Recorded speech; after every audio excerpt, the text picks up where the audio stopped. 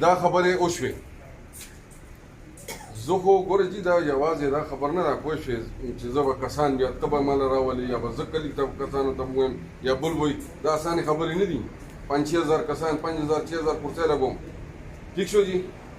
شپږ بیخي حلالوم خلکو ته روټۍ هم ورکول دي پوه شوې یوازې دا خو نه کسان راغونډ کړم کسان به راځي ما سره به کښېني ما سره به هغه کېږي پوه شوې مېلمانه به وي یا چای وله ورکوم یا روټۍ ټایم دی 1 بجه به کنونشن ختمېږي 10 بجې ټایم مونږ ایښی دی نو وروره روټۍ ټایم او زه روبوټ دې څښم زه الیکشن نه کوم خو پارټي جوړوم پارټي به جوړوم په ما مشر بوج کېښودم تابعدار یم بالکل تابعدار یم په دې حلقه کې وي 100 لکه لګوم په 50 کې وي 100 لکه لګوم په بل 49 کې وي نه 100 لکه لګوم تیار یم خبره داسې ده جي چې مونږ څه کار کوو مشر په سلا کوو ډور ټو ډور مازدیګر چې دی لاهور کې ډور ټو ډور دا چیرمین صاحب ګواه لري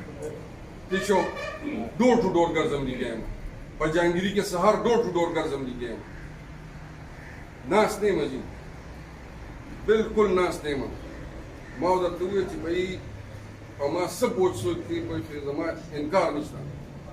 شکر الحمدلله شکر الحمدلله خدای راله لغونته کې وس راکړی پاټۍ دپاره قربان پاټۍ دپاره قربان آفتاب خان چې په مونږ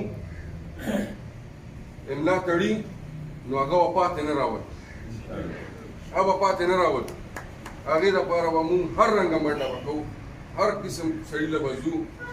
مختلف خلک دي زمونږ هغه دی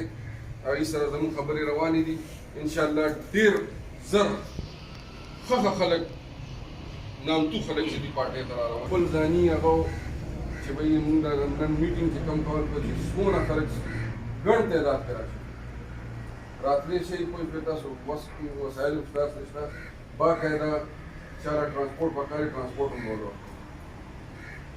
چا هم پکار انشاءالله ټرانسپورټ هم ورته دي څوک خپل طرف نه کوي چا رېښه پورې ودان نه نو موږ ورته ټرانسپورټ هم مهیا کوو او موږ غواړو دا چې دې خلکو ته وښیو چې واقعي قومي وطن پارټي چې ده هغه ژوندی ده خلک یې شته دي او موږ به انشاءالله تاسو به ګورئ چې دې کنونشن نه بعد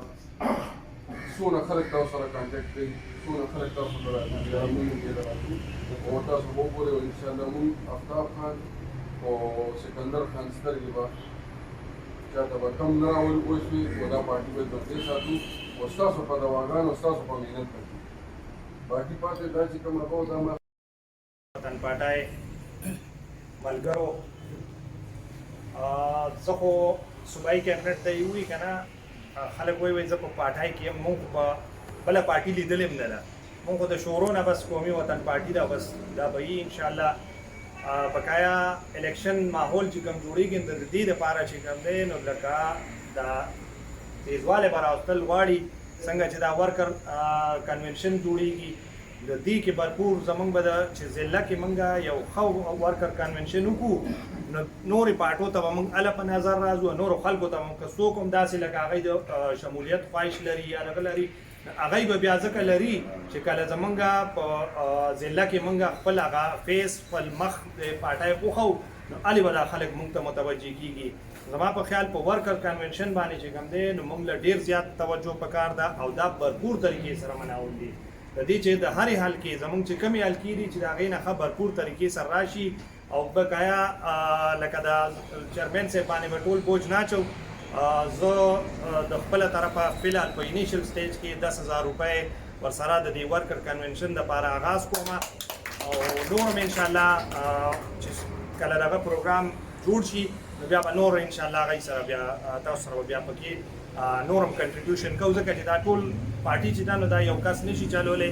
د پارټۍ بوج به په یو کس باندې نه اچوو که نه چې چیرمین صاحب کنونشن کوي نو بس ټول بوج به په چیرمین صاحب باندې ټولو له پکار چې لږ لږ کنټریبیوشن وکړي خو چې وکړي نو انشاءالله موږ تیار یو هر څومره دغه چې راځي نو انشاءالله کوو ډېره مناسب به انشاءالله کار کوو بس ټولو ته دا درخواست دی چې وخت راغی چې دغه دا روشن او راوشنو او الله پاک یو فتنه د بدلن نام حاصل دا ټول ان شاء الله چې مدد کو نو حاصل دا خواهش